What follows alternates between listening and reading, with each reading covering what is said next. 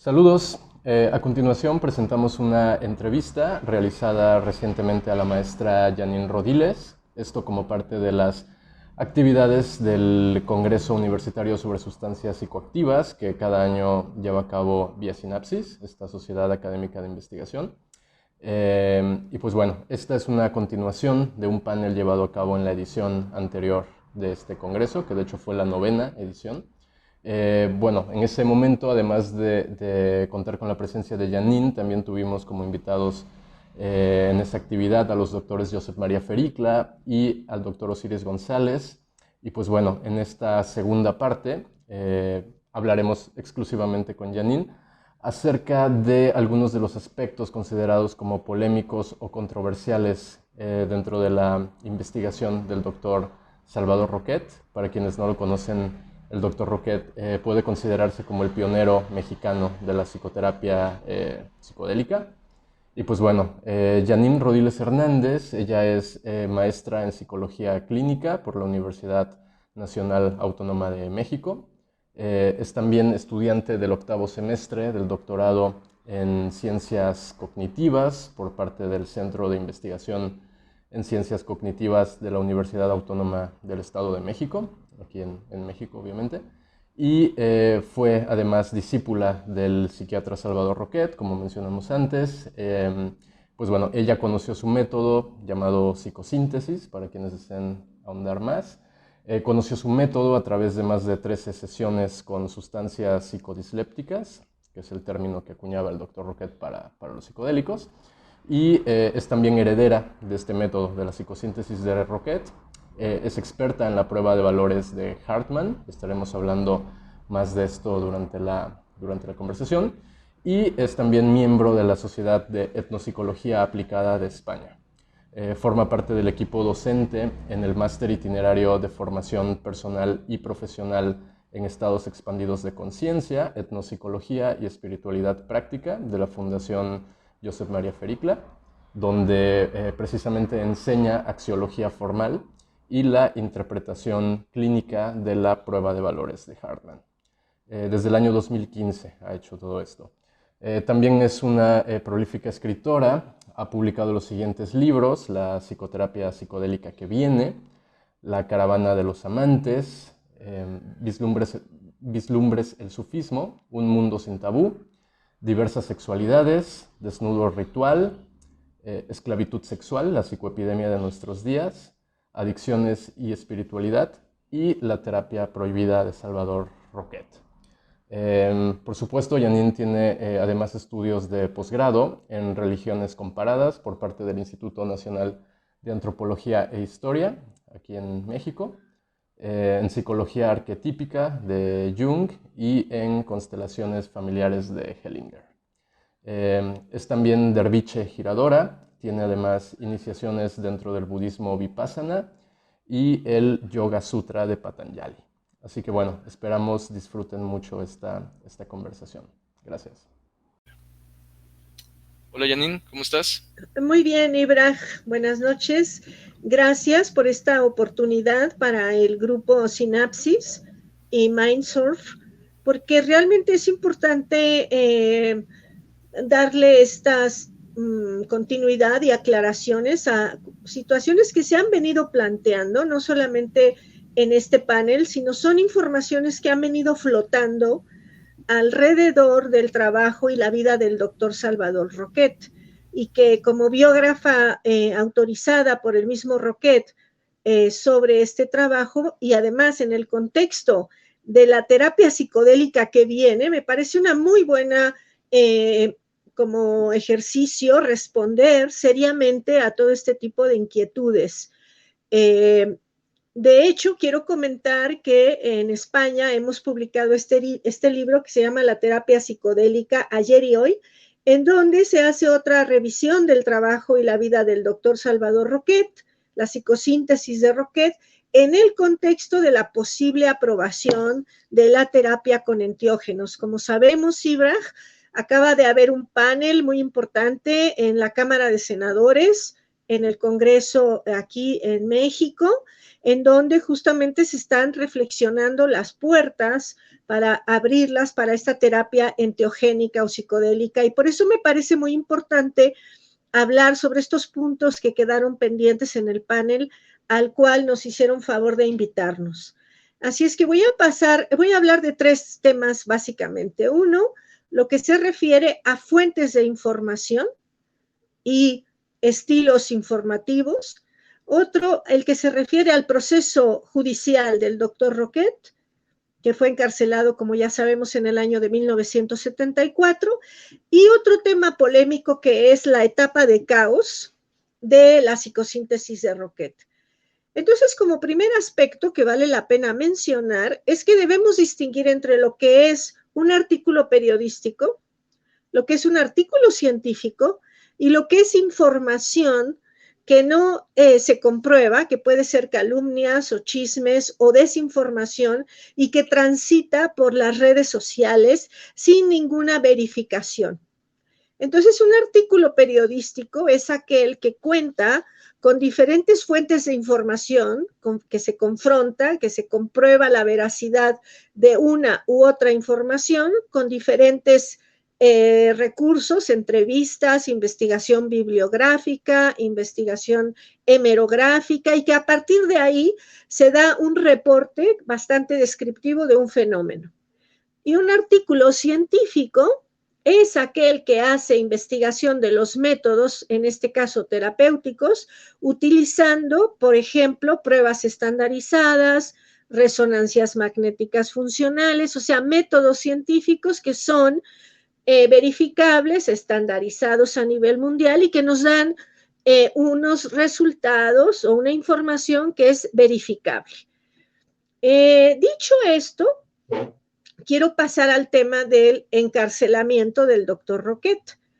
Para que nosotros tengamos un contexto sociopolítico, esto ocurrió en el año de 1974, en plena Guerra Sucia. Es decir, que sí había un ambiente de persecución política, sobre todo a personajes militantes de las izquierdas radicales, comunistas, trotskistas, y que efectivamente sí había cárceles clandestinas en donde se sabe que se daba la tortura política, no solamente en México, sino en otros países de América Latina, en Brasil, en Argentina, en Chile, en Uruguay. O sea, sí, efectivamente había un ambiente muy delicado, muy sensible. Yo era periodista en aquel entonces, ahora soy psicóloga clínica, no he dejado de investigar y de escribir libros, pero sí te quiero decir, Ibra, que sí era un ambiente sumamente delicado en ese sentido.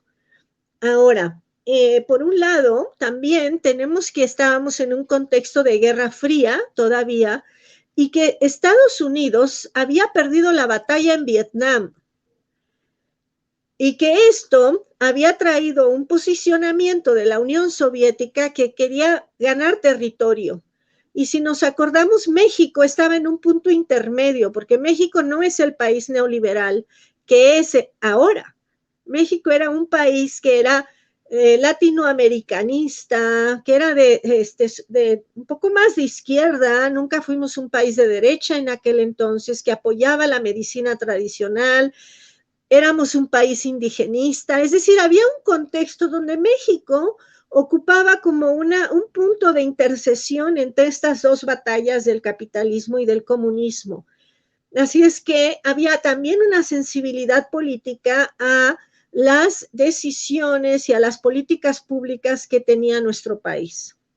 En este contexto es en donde podemos ubicar la medicina de la psicosíntesis de Roquet, que era ya de por sí un trabajo polémico.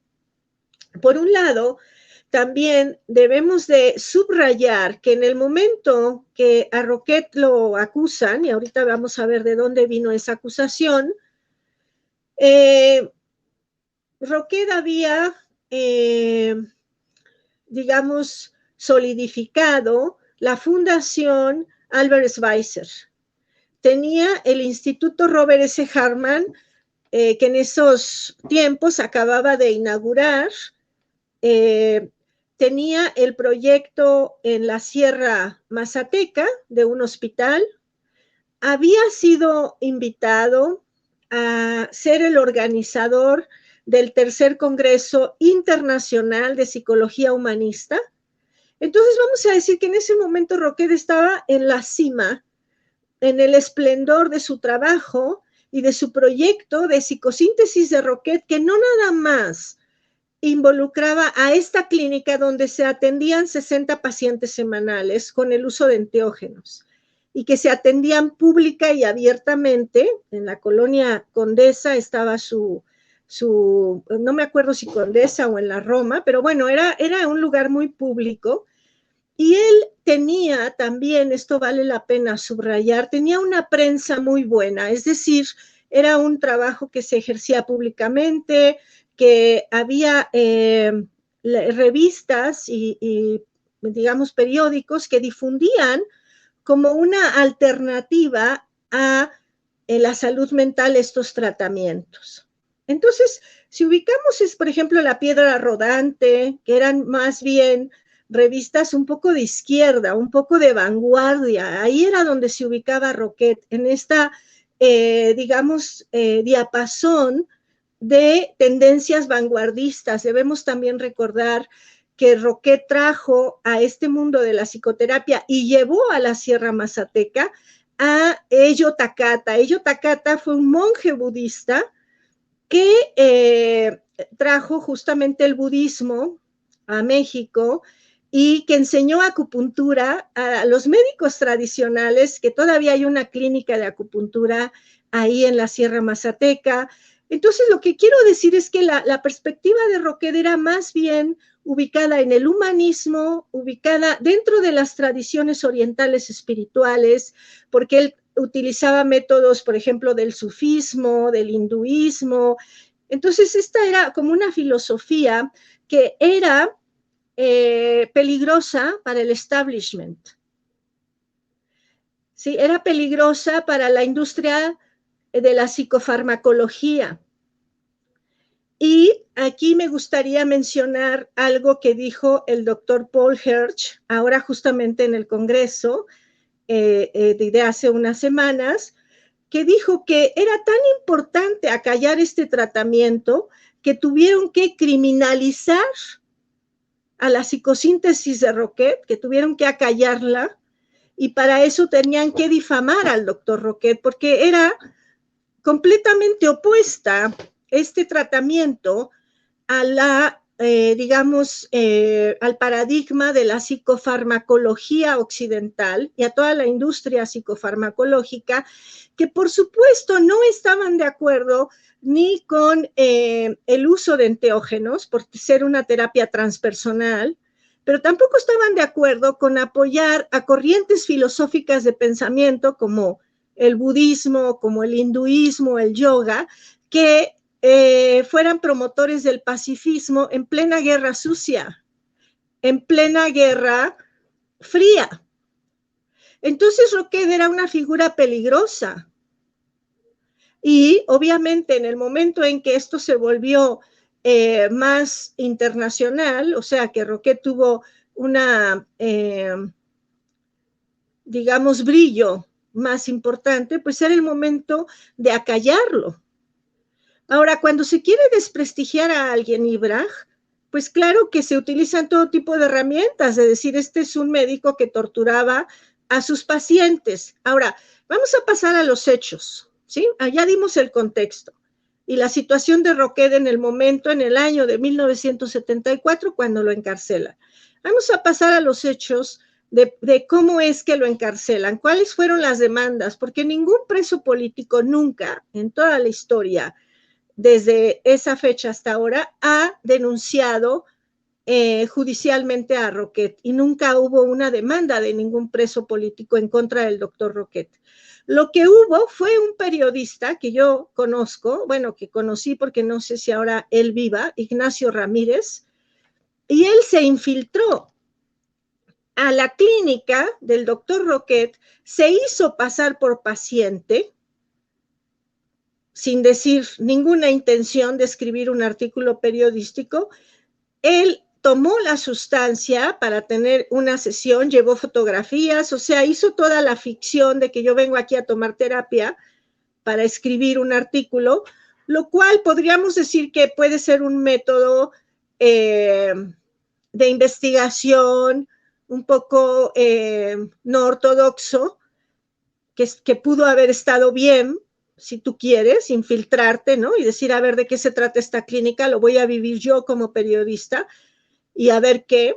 Pero aquí el error, y aquí ya se ve la mala intención de este periodista desde antes de escribir el artículo, es lo siguiente, son los datos que ahora voy a dar. Él, bueno, se hace pasar como paciente, le da la sustancia, se mete al baño porque entra y le da un ataque de pánico porque dice, bueno, me van a descubrir. O sea, le dio un delirio paranoico y se encerró en el baño. Como pudo, pasó el efecto de la sustancia y él se fue.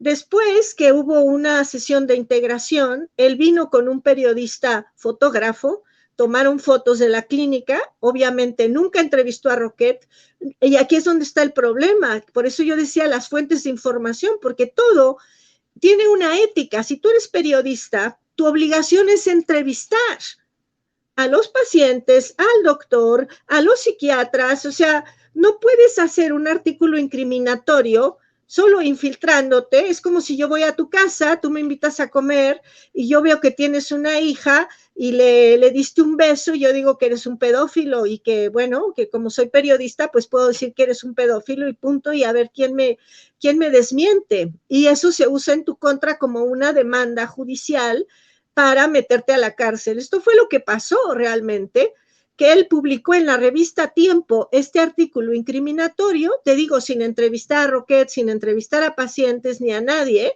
Él simplemente escribió una clínica de terror, ¿sí? En donde te pasan pornografía y la gente se desnuda y hay gritos, y que Roquet somete a este terror a sus pacientes, con sustancias prohibidas, porque efectivamente en 1971 ya se habían firmado los convenios de Viena, por lo tanto ya eran sustancias que habían pasado a ser reguladas, prohibidas, ilegales, y así fue como se metió a la cárcel al doctor Roquet con un artículo periodístico que se utilizó como demanda incriminatoria para acusarlo de tráfico de estupefacientes y después ya a ejercer la medicina con sustancias ilegales. Básicamente esa fue, pero fíjate, aquí tenemos el siguiente paso del proceso del doctor Roquet, que es muy interesante porque yo tengo todas las versiones estenográficas de las sesiones de la Cámara de Diputados que se dieron por el proceso de Roquet y que seguramente cualquiera puede conseguir porque son documentos públicos. ¿Sí? No sé si los tenga ya digitalizados la Cámara o se tengan en copias facsímil que le llaman, pero seguramente ahí está toda esa información para quien quiera investigarla. ¿Y qué tenemos ahí?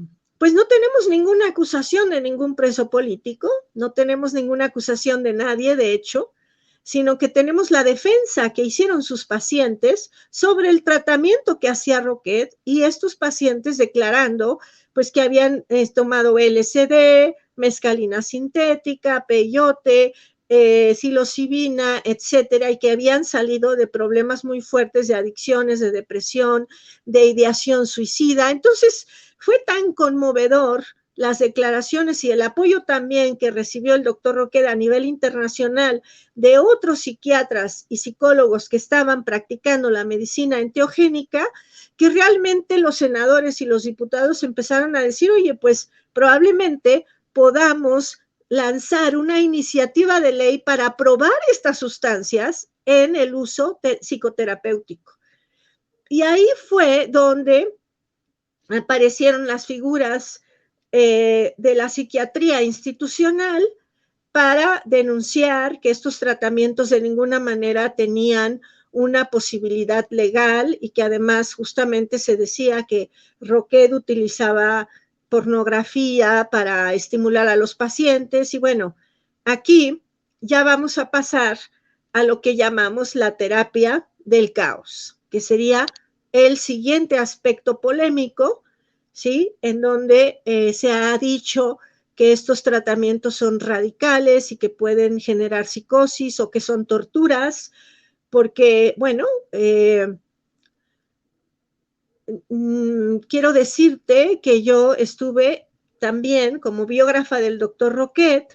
Él me dijo en su momento, yo como periodista me dijo, yo no voy a permitir que tú escribas nada de mi trabajo si tú no experimentas esta terapia. Y bueno, estuve en 13 sesiones en diferentes lugares, tanto de México como de Estados Unidos y de Europa, con sustancias como psilocibina, hongos, LSD, mescalina, apeyote y daturas y ketalar. Así es que, digamos, conozco bastante bien el tratamiento y la etapa del caos. Entonces, efectivamente, la etapa del caos es algo muy radical, muy duro de pasar. Son 2 horas de experiencia, digamos, podemos llamarla terapia psicomimética, que fue el primer modelo de esta terapia, es decir, producir la locura, producir la disolución de la mente y sobre todo, como él era psicoanalista de la escuela Erich-Fromniana, Freudo-Fromniana, claro que él creía en la disolución de la mente para quitar todas las barreras racionales que impiden que la persona tenga la sensibilidad para enfrentar la vida sin la neurosis.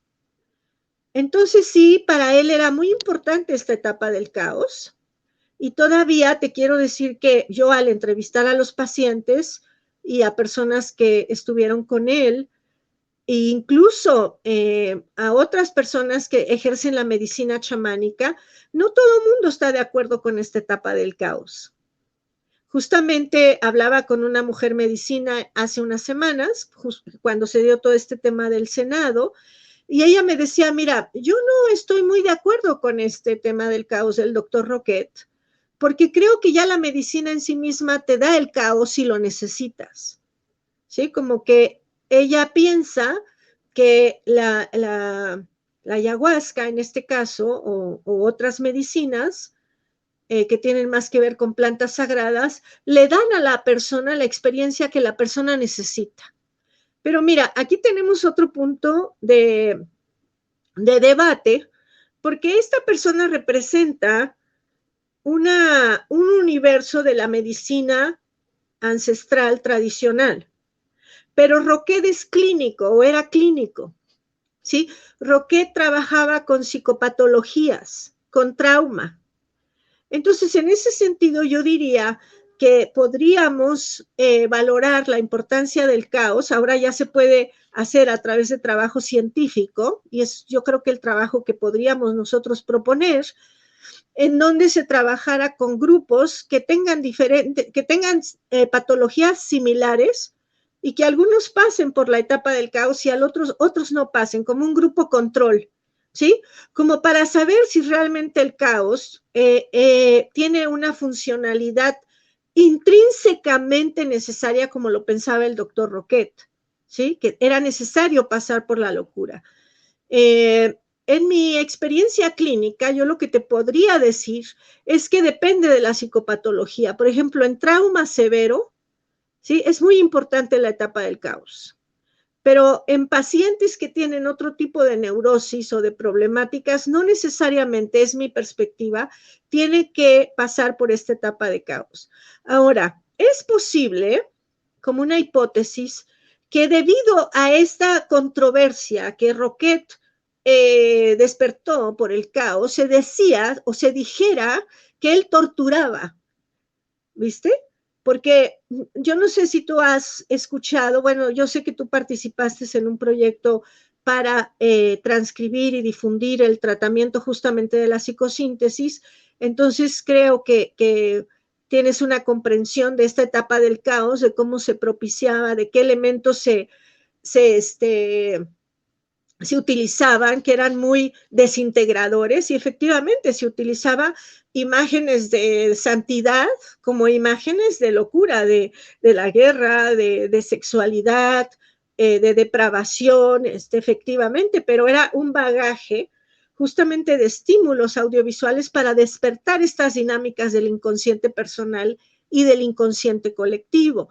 Entonces, bueno, yo creo que con estos elementos pretendo responder a estas situaciones que se han dado en torno a lo que fue el trabajo y la vida del doctor Salvador Roquet, subrayando que él era más vanguardista y que sí fue un peligro, Roquet fue un peligro para la psiquiatría institucional y para un sistema político que estaba más cerca y presionado, digamos, por las organizaciones eh,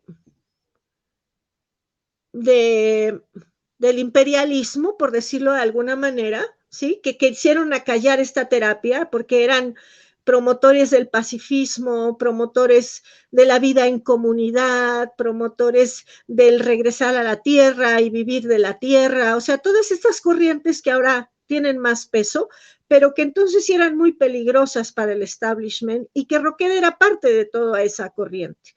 Entonces, bueno, Ibra, aquí lo dejo, podemos hacer un debate si tú quieres y aquí estoy para cualquier pregunta o comentario.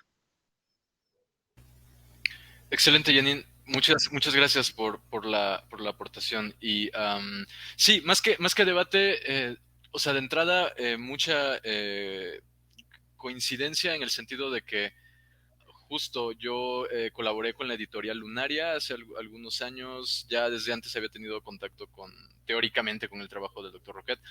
Y bueno, a partir de colaborar con Lunaria fue que tuve la oportunidad de apoyar ahí en el proceso de la transcripción del libro, que tengo entendido ellos lo publicarán y tal. Y justo, más allá de lo que puedo ver ahí, por el poco bagaje que tengo también en estudios de psicología y todo esto, sé que hay una especie como de consenso entre diferentes escuelas de psicología que hablan, por ejemplo, en inglés usan este término de fear exposure, ¿no? O sea, como esta cualidad sanadora que tiene el hecho de exponerte a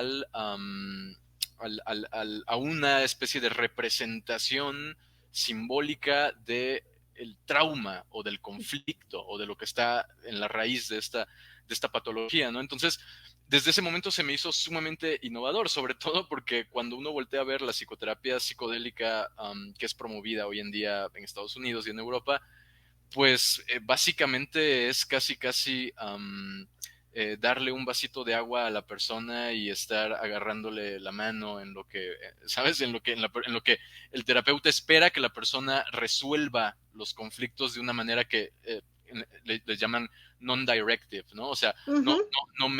no metes la mano, no tratas de orientar. Y desde ahí ya me parece muy notable el trabajo de Roquet, ¿no? En algún momento entrevisté también a Jordi Álvarez, psicoterapeuta Sí. personal, sobrino del doctor Roquet, y él justamente hablaba como de esto, ¿no? Como de la coyuntura, ¿no? O de el contraste que hay entre lo que proponía Roquet en este método en donde el terapeuta cobraba un rol fundamental, ¿no? El terapeuta, esto que mencionaste al final, ¿no? En la etapa de caos, ¿no? Eso por un lado. Por otro lado, también la colectividad tenía un peso y un valor que en la psicoterapia anglosajona no se está manejando. Entonces, desde ahí puedo ver cosas que lo vuelven no solo un pionero, sino también innovador y vanguardista, ¿no? Aquí la cuestión es que han habido un par de medios en Estados Unidos que han poniendo la atención en esta última parte de la terapia del caos, ¿no? Que han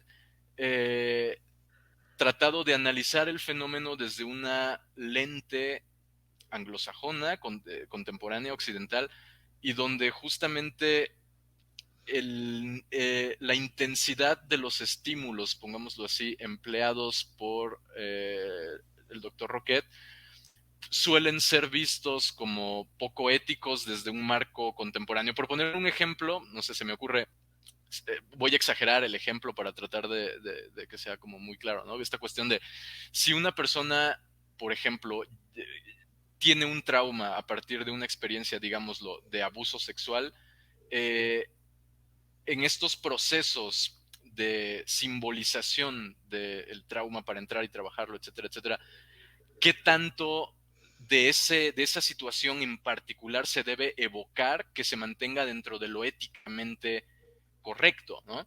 Porque obviamente si las personas leen este tipo de, hacía tal tipo de cosas, ponía tal tipo de música, ponía pornografía, obviamente que a priori y obviamente que desde afuera puede parecer una situación grotesca, reprobable, etcétera, etcétera, ¿no? Pero justo lo importante es como quizá esta contextualización de lo que mencionaste antes, ¿no? Como todo eso otro que sustenta. Entonces, para empezar un poco el diálogo, ¿qué opinarías tú como de esta cuestión de los estímulos externos, de la intensidad de estos estímulos, o de qué tan lejos tiene que llegar la representación de lo ocurrido para generar esa sanación? Un buen punto, me parece, fue algo que ya mencionaste antes, que fue esta distinción entre hacer grupos de control, por ejemplo, para medir si hay una efectividad estadísticamente significativa ahí. Pero no sé si tienes como que algún otro comentario. Sí, bueno, muy importante lo que tú señalas, porque justamente ahorita estamos en una etapa muy diferente de la terapia psicodélica. Ahorita ya se va a volver parte del establishment, ¿sí? Así como el yoga, que antes se veía como peligroso por una filosofía oriental, por el vegetarianismo, por todo esto del anticonsumismo, pero ahora ya el capitalismo está absorbiendo, está integrando estas corrientes como mercancías, como productos, y aquí es donde efectivamente lo que tú dices es un spa espiritual, y va a haber clínicas y hay mucho dinero. De hecho, hay empresas que están en la bolsa de valores consiguiendo recursos para clínicas de psilocibina, de ketamina, en donde va a poder ir la gente a decir yo quiero tener esta experiencia, que obviamente van a ser experiencias como, no sé si decir lúdicas, pero pueden ser experiencias como ansiolíticas, es decir, que te den calma, que te den paz, que te den cierta integración, simplemente por el efecto de la sustancia en el sistema nervioso central. Como sabemos, ¿no? Que tiene un efecto de hipoactividad de la red de modo por defecto, que todo esto, bueno, trae una integración y esto va a hacer un producto que se va a vender, o que ya se está vendiendo. Pero lo que es la terapia de psicosíntesis es muy diferente. Es un tratamiento que, mira, no es comerciable. ¿Por qué? Primero, porque requiere una semana previa de preparación, mínimamente, ¿sí? A veces 15 días antes, ayunos, restricción obviamente de práctica sexual, preparación interior, meditación, oración. Después requiere esto que tú decías de la relación médico-paciente.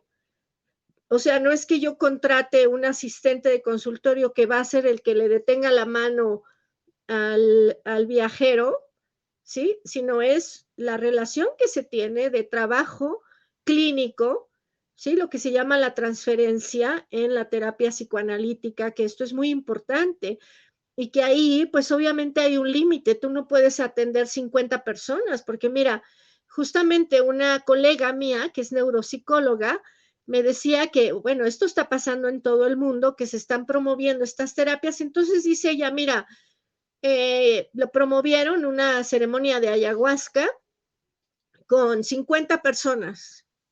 Les daban a tomar la medicina y la recomendación, o sea, el tratamiento terapéutico era: di gracias, gracias, gracias, gracias, gracias, gracias, gracias, y te pasabas las horas, gracias, gracias, gracias. Y bueno, pues ese es un negocio, no es una terapia. Entonces, ¿qué se habla como del contexto terapéutico? Primero, en el trabajo del doctor Roquet, eran por lo menos 15 horas de trabajo continuo, ¿sí? Para poder pasar por la inmersión, 2 horas, la etapa de caos, 2 horas, la etapa de revelación biográfica, 2 horas, y la etapa ya de lo que es la transición a la muerte y al renacimiento, otras 3 horas y media. Eso es ya hacemos 7 horas más o menos, que es el efecto de la sustancia, alargado con todos estos estímulos, más aparte el trabajo de integración, que es sumamente importante para la efectividad del tratamiento de la psicosíntesis de Roquet. Es decir, inmediatamente después de la experiencia viene escribir la experiencia que se tuvo e integrar en una terapia que puede durar 6 horas o 5 horas o 3 horas, dependiendo la necesidad. Es como un dar a luz de la conciencia, ¿sí? Entonces, para darte esta respuesta, primero, que obviamente estos modelos anglosajones son muy prácticos y son muy comerciales. Entonces, aquí lo que estamos teniendo es que lo queremos todo fácil y rápido, como el fast experience, versus una preparación profunda y un respeto a lo que es tu mundo interior. Y evidentemente que la terapia de caos no va a ser bien vista porque va a requerir mucho trabajo, mucho cuidado y mucha integración. Ok, entonces podríamos decir, bueno, o sea, no quiero poner palabras en tu boca, ¿no? Pero podríamos decir que como una especie de conclusión de esto tiene que ver con toda esta otra preparación y todas estas otras fases del proceso en general son las que en su conjunto podríamos decir que te permiten entender a mayor profundidad qué significa, no sé, por poner un ejemplo, la proyección de la pornografía en este particular caso o tal música en este otro particular caso, porque realmente digamos que no es como solamente la desestructuración por la desestructuración, sino que esa desestructuración estaría simbólicamente referenciada en todo eso que se ve en las fases previas, que ya forma parte de una relación muy personal, médico-paciente, digámoslo así. Sí, o sea que son estímulos porque mucha de la problemática IBRAG de los pacientes viene de una sexualidad ya sea reprimida o de eventos sexuales traumáticos que cuesta mucho trabajo recordar y verbalizar. También viene de la violencia, del abandono y todo esto es como, vamos a decir, orillar a que la persona recuerde y se abra y no intelectualice, no racionalice, sino que simplemente es como abrir un pozo o abrir expedientes de la psique para decir, aquí es donde tienes que llegar. No hay escapatoria, por decirlo de alguna manera. Uh-huh. Y sí era muy duro. O sea, en ese sentido no estamos negando que no tenía eh, su manejo delicado. Yo no sé quiénes hagan terapias de caos. Conozco solamente a un seguidor de Roquet que las hace, pero tampoco es cualquier cosa llevar estos métodos de una manera eficaz porque necesitas una preparación interior muy grande como clínico para poder sostener a tu paciente que vaya atravesando por todas estas etapas. Claro, sí, y fuera del ámbito clínico, por ejemplo, me viene a la mente Gurdjieff, ¿no? Ok, Por ejemplo, muy la, bien. la intensidad de las experiencias y hay por ahí muchas historias que relatan experiencias muy intensas que él llegó a inducir, digámoslo así, en otras personas, en la sala donde estaban y tal, que por momentos me recuerdan como en esta, voy a usar el término como crudeza, ¿no? Con la que se recrean o qué tan extremo puede llegar a ser este ejercicio, ¿no? De psicodramático, ¿no? En cierta forma, por un momento como que puedo ahí trazar ahí una especie de asociación. Pero bueno, pasando a otro punto, Janine, ahora que tocaste toda esta contextualización de México en los 70s, el alza del paradigma prohibicionista del régimen global, entonces, si tuviéramos que poner, digamos, nombres, tú, digamos que señalarías a la industria de la psicofarmacología como las personas que estuvieron detrás de toda la, primero la parte difamatoria de Roquet y luego la parte netamente jurídica, porque realmente tienen que ser personas poderosas en el sentido de que si tu evidencia se está tratando únicamente de un artículo que por cierto, no sé, por ejemplo, en qué medio publicó el artículo original, ¿no? O sea, El Tiempo, la revista Tiempo. revista Sí, Tiempo. la revista Tiempo en aquel momento le publicó este artículo incriminatorio, pero nunca entrevistaron ni después ni antes al doctor Roquet, a sus colaboradores, a los pacientes. O sea, este trabajo no se hizo y eso llama la atención que haya sido de esa manera, porque ningún medio periodístico serio hace estas cosas. Claro, claro, claro. Y en Estados Unidos, cuando ha salido este tema a la luz, es como fuentes periodísticas de tal año indican que el doctor Roquet participó en esto y esto y aquello. Sin embargo, cuando estamos entrando a ver estas publicaciones, lo que vemos es que violaron un principio fundamental de la ética periodística que consiste Correcto, en sí. contrastar tus fuentes, o sea, dar un derecho de réplica, ver qué es lo que está diciendo la persona que está siendo acusada en este caso, y lo que aquí tenemos es que, o lo que no tenemos más bien es la presencia de cualquier declaración en ese sentido. Entonces, ¿cómo, quisiera, tú que estuviste ahí, Janine, cómo fue este proceso para la defensa del doctor Roquet? Es decir, lo que había en contra era esta declaración, hasta ese momento lo único Sí, que había en contra era este exclusivamente, artículo. solamente, nunca, no ha habido ninguna demanda formal en contra del doctor Roquet más que este artículo periodístico. Y no hubo manera de frenar, digamos, judicialmente que procediera esta demanda, alegando que solo estaba este argumento. A eso me refería con que tiene que ser un lobby muy poderoso o personas muy Sí, arriba. había unos intereses políticos muy importantes de la psiquiatría institucional de acallar el método de Roquet y la terapia, pero se juntaron con muchos elementos. O sea, no solamente era este doctor que está trayendo un modelo de atención a la salud mental, sino el poder que está teniendo. ¿Sí? Porque ya lo nombraron. De hecho, al doctor Roquet le dijeron, usted puede seguir con sus tratamientos, pero low profile. El problema Okay, no era el okay. tratamiento antiogénico, el problema era el brillo político que podía llegar a tener el doctor Roquet. Eso era una situación y claro que tenía en ese momento ya un contexto desfavorable la terapia antiogénica, porque acuérdate que había sido legal y había sido promovida por los laboratorios Sandoz, ¿sí? Sí.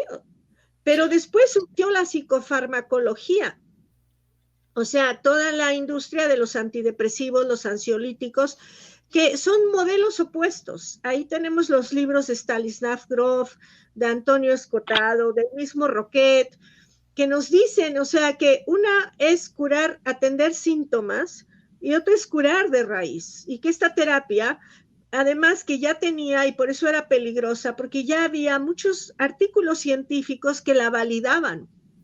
Mm.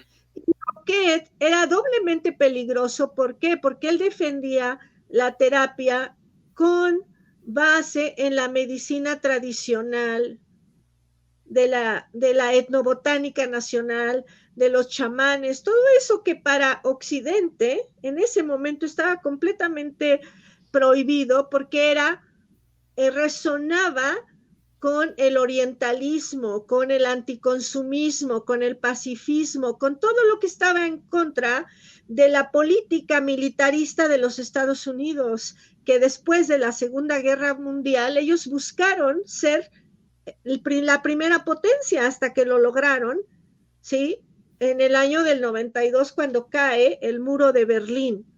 Pero todo ese tiempo duró la Guerra Fría y obviamente sí fueron sustancias que la CIA, la KGB, el FBI utilizaron también como drogas de la verdad y todo ese contexto se oponía a la medicina de la psicosíntesis de Roquet. Ok, ok, vale. Aquí, sí, no, y justo, yo nada más ahí aunaría algo que tocaste ahora que me parece interesante, que es el hecho de que paradójicamente es gracias al descubrimiento del LSD por parte de Hoffman que posteriormente se hizo posible el reconocimiento de la molécula de la serotonina. ¿no? Y posteriormente de ahí vino el Toracin y todos estos fármacos psiquiátricos que en cierta forma le deben su origen a el descubrimiento del LSD, que es muy bien, a sí, la propia serotonina. el receptor de la serotonina, sí, que hacía sinergia con la serotonina y la importancia de la serotonina para tratamientos antidepresivos y ansiolíticos, correcto. Sí, sí, sí. Y bueno, y el otro punto, ahora mencionaste estas otras organizaciones KGB, en el caso de Estados Unidos, por ejemplo, se sabe perfecta, está totalmente aceptado hoy en día todo lo concerniente al famoso proyecto de MK Ultra, de Mind Control, que buscaba precisamente objetivos de espionaje político, ¿no? Control social, etcétera, etcétera, pero que sí hacía, si bien no respaldaba como tal, vamos a hablar de la psicosíntesis u otros métodos, sí que hacía uso de la investigación con psicofármacos tipo psicodélicos, ¿no? Entonces, por ejemplo, aquí hay algo interesante dentro del aspecto difamatorio o acusatorio que se ha hecho en torno a Roquet, que es su supuesta vinculación con un tipo llamado Miguel Nazarjaro, que se sabe que tenía conexiones con la CIA.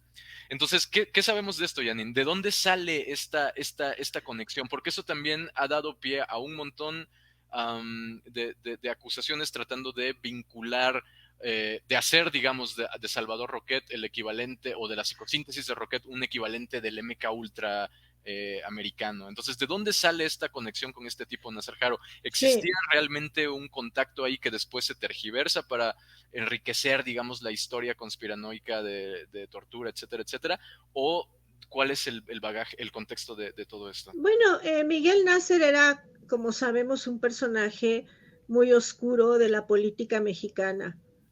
¿Sí? Era justamente estos grupos que eran como de la guerra sucia, de las cárceles clandestinas, y que yo te decía que todo esto estaba en América Latina, obviamente en Estados Unidos, había una persecución política muy fuerte en contra de, sobre todo, espías, era un tiempo de espías de comunistas, de hecho, Roquet tuvo un paciente de espía de la URSS, él mismo lo dice, obviamente sin su nombre, pero él atendía a todo tipo de personas, o sea, empresarios, prostitutas, políticos, es decir, que él no tenía una como discriminación, pero él no tuvo ninguna relación con este personaje, sino que fue utilizada esta difamación para, por eso te decía de lo que dijo Paul Hersch ahora en la Cámara de Senadores, criminalizar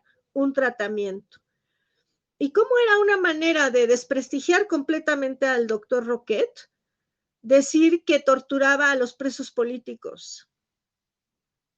¿Sí me explico? Es decir, todo lo contrario que hacía Roquet, que recibía a los hippies, que recibía a las prostitutas, que recibía a, por ejemplo, a Alejandro Jodorowsky, el padre, él estaba haciendo una película sobre el tratamiento de Roquet. Es el único que creo que tiene filmado en Super 8 la psicosíntesis de Roquet, que nunca lo hizo porque, bueno, ya vino todo el proceso de encarcelamiento, pero lo que te quiero decir que Roquet pertenecía a un grupo cultural y ideológico, filosófico, que era contracultural.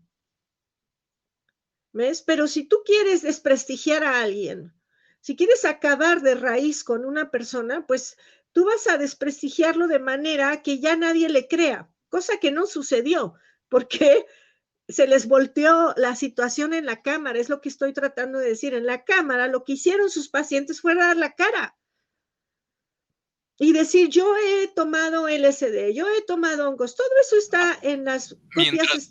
Mientras que los supuestos acusadores, no sencillamente nadie apareció. No se presentaron. Entiendo. No hubo parte acusadora, es lo que te quiero decir. La única parte acusadora fueron 2 psiquiatras del Instituto Nacional de Psiquiatría que dijeron, ni siquiera lo acusaban legalmente, sino dijeron, doctor, sus métodos no son legales en este país. ¿Sí? Fue todo cuando se dio la comparecencia con los senadores y que tuvieron que atestiguar estos psiquiatras que cuestionaron los métodos de Roquet y de Pierre Fabre, que era el psicofarmacólogo, que era su brazo derecho del doctor Roquet. No hubo parte acusatoria, ¿ves? Y por eso fue que el juez dictó la sentencia de libertad a los 5 meses.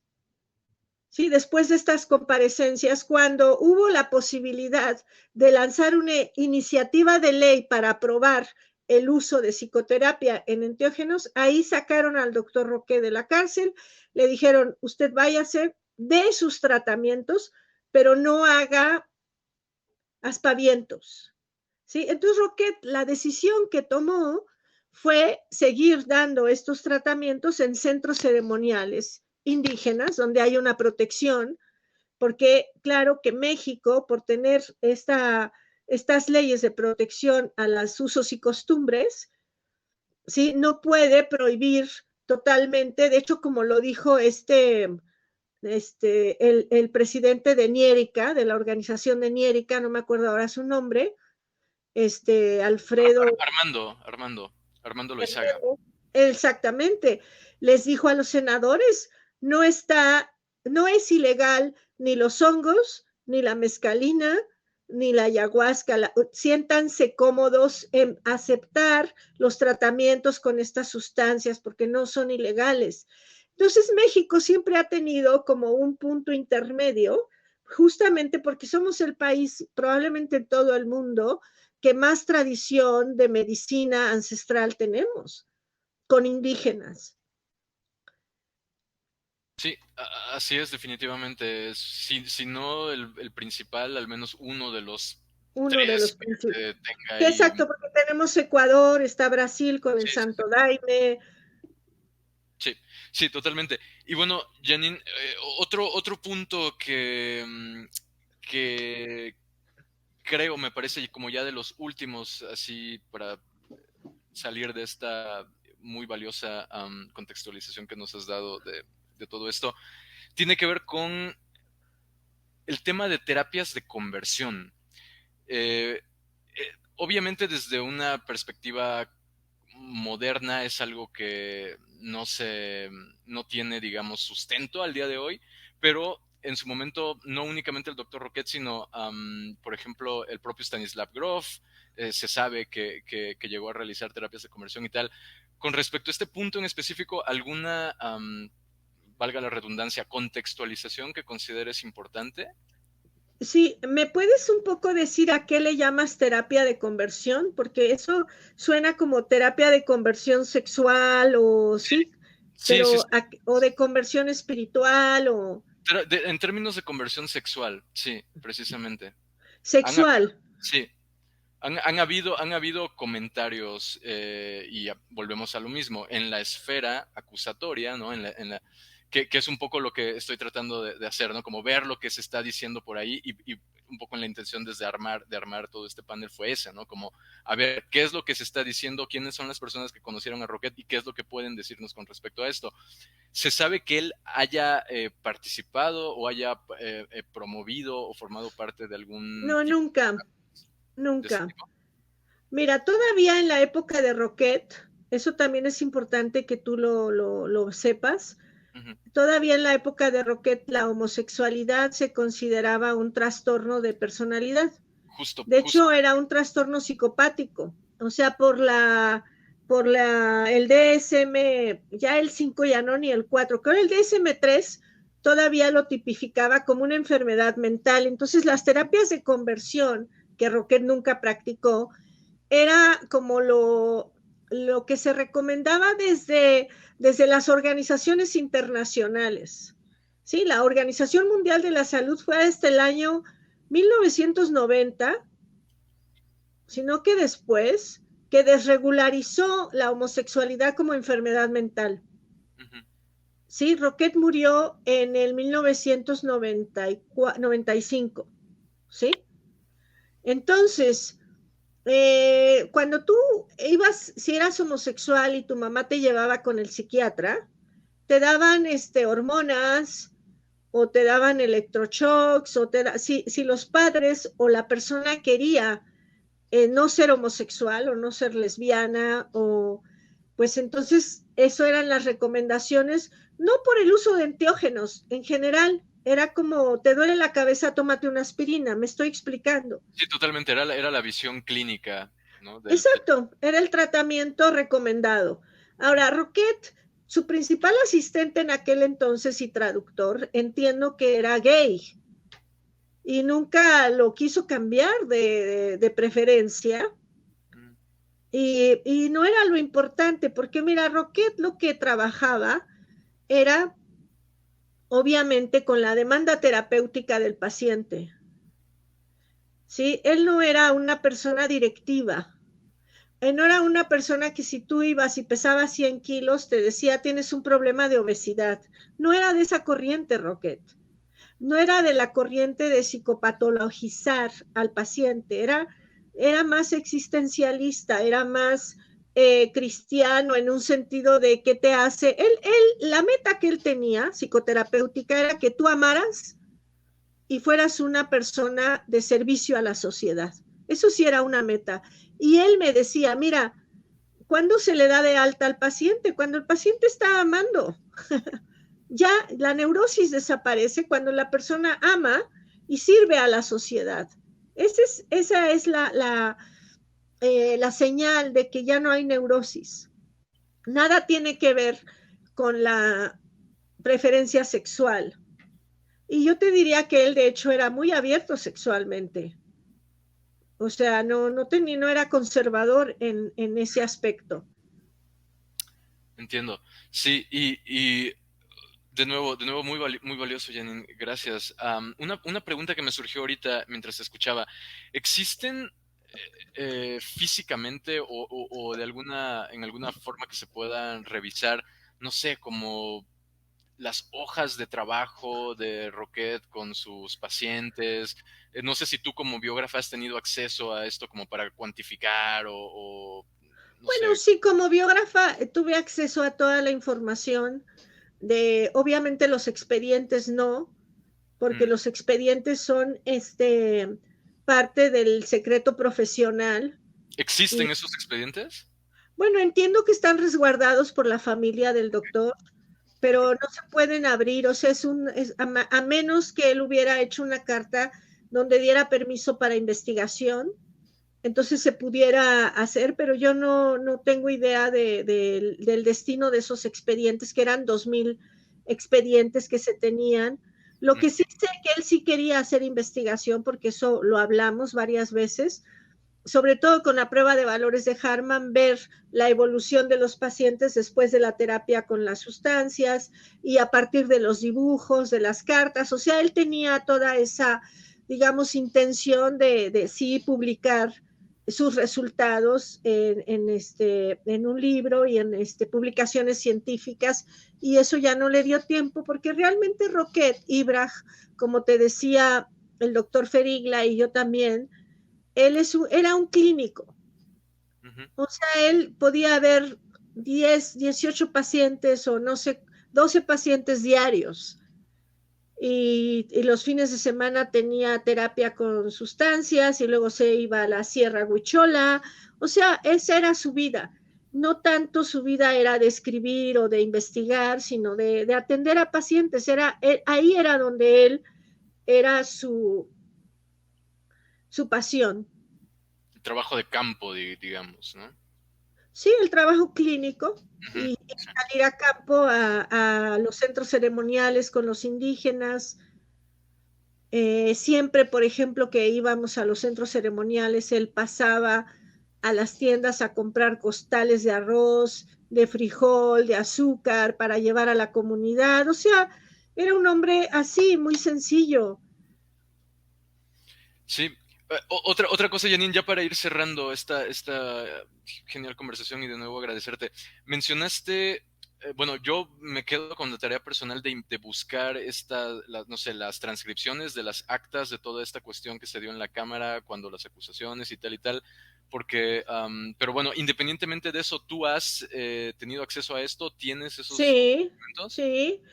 Mira, yo tengo los documentos de las copias estenográficas de toda la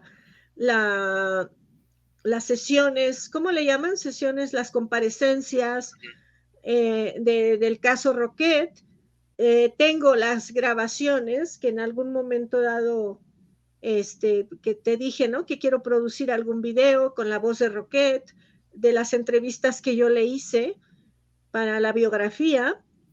Y bueno, el material que se publicó en el libro, también por eso, Ibra, es la intención de este libro, ¿sí? Como porque es una actualización, ¿no? De todo lo que trajo el trabajo y la propuesta del doctor Roquet, de respetar estos tratamientos con base en la tradición ancestral indígena. ¿Sí? Lo que hablábamos de dar el tratamiento en la noche, de hacer una preparación espiritual con ayunos, de tener como la relación con el médico, de hacer los dibujos. O sea, mira, Roquet decía, y creo que María Sabina también, que obviamente la medicina tiene un efecto sanador, pero para Roquet no era lo fundamental era todo el tratamiento, ¿sí? Era la preparación, los dibujos, las fotografías, la intención que tenías, la purificación de tu intención, el grupo. Entonces realmente cuando tú ves que ahora la gente dice te voy a dar la medicina y ya, yo te diría que esto nos va a llevar por un camino pues bastante distorsionado y equivocado. Y por eso más que nunca ahora es importante el trabajo del doctor Roquet, porque es como un mapa, una guía de comprender la profundidad de este tratamiento. Es por mucho más complejo que cualquier modelo psicoterapéutico, al menos que yo esté al tanto hoy en día que esté trabajando con psicodélicos. Ahorita, por ejemplo, está muy de moda esto que le llaman el Internal Family Systems, que es como que un modelo que están utilizando la mayoría de los terapeutas psicodélicos en Estados Unidos. Pero de nuevo, o sea, no carece de toda esta complejidad que sí encuentro en el trabajo de Roquet y que precisamente ante todo el mundo de los rumores que se maneja en la esfera anglosajona fue que lo que motivó en primera instancia como a querer llevar a cabo este panel, porque creo que realmente detalles como esta cuestión de decir, bueno, si hay hubieron tantas supuestas críticas, acusaciones, alegatos, etcétera, etcétera, ¿por qué estas personas no se presentan el día del juicio? ¿Dónde quedan estos argumentos que podrían haber sido demoledores y evidencia irrefutable de que Roquet participaba tal y tal y tal? ¿Por qué no están ahí? Entonces es cuando, pero eso no puede acceder uno a menos que tengamos acceso a personas que estuvieron ahí en ese momento, que debido a que Roquet fue mexicano, latinoamericano, etcétera, etcétera, sencillamente los medios anglosajones quedan por fuera de esa información y lo único que queda son estos nombres y estas conexiones que creo que tu charla ha servido mucho como para despejar ahí muchas dudas. Sí, y te quiero decir que yo sí investigué y sí entrevisté a las personas involucradas en ese momento, como a Gabriel de la Parra, que era periodista de la Cámara de Diputados y de Senadores en el tiempo que encarcelaron al doctor Roquet, que entrevisté al doctor Ramón de la Fuente, al doctor Carlos Castañeda, que eran funcionarios de salud mental en la época en que yo hice toda esta investigación, y que también hay una lógica por eso te decía que una cosa es una mentira dicha muchas veces,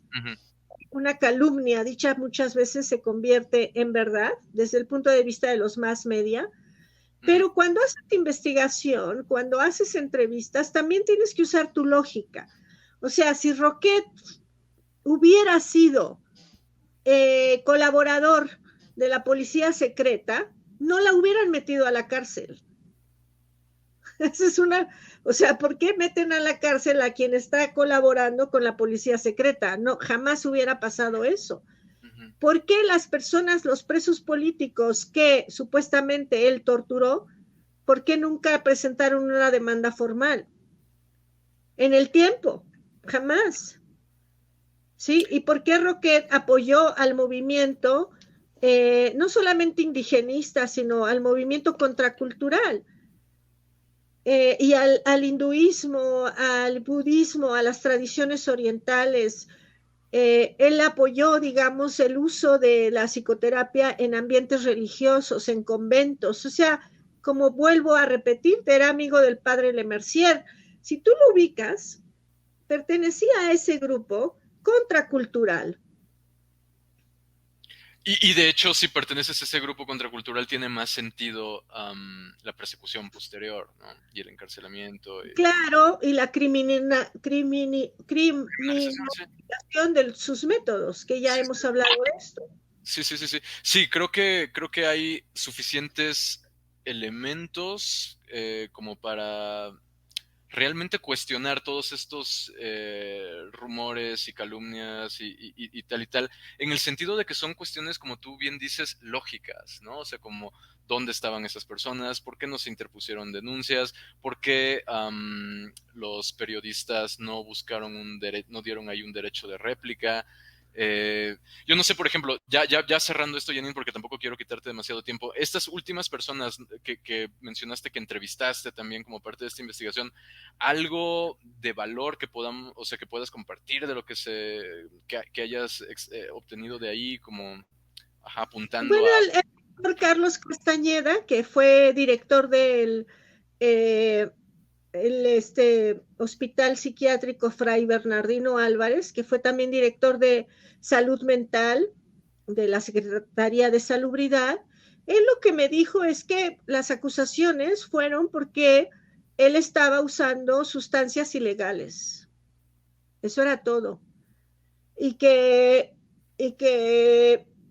si se quería propiciar una experiencia con Dios, que los métodos eran la meditación, la oración, o sea, pero que no se valía que un psiquiatra utilizara sustancias que estaban prohibidas a nivel internacional. Eso es la declaración que hizo él oficialmente sobre estos métodos del doctor Roquet. Ok, excelente, Janine. De verdad, muchas gracias. Creo que todo lo que has compartido ya despeja muchas dudas, contextualiza muchas otras cuestiones que se hablan por ahí sueltas y que, como la parte de la terapia de caos, ¿no? O el tratar de ver estos fenómenos como algo aislado, digamos que del conjunto tan complejo, ¿no? De elementos que están en torno al tema de la psicosíntesis. Personalmente creo que Roquet era como una especie de místico, ¿no? Que Sí. entonces su finalidad última, ¿no? La finalidad última de todo este proceso está por eso está tan relacionada con conceptos como amor, ¿no? Por eso pareciera que es como que una danza entre esta polaridad de amor y locura, ¿no? Y por eso mismo, por eso también era que pensaba un poco en Gurdjieff hace rato, ¿no? Porque son de estas personas que igual encuentras pues todo tipo de argumentos, ideas, acusaciones, ¿no?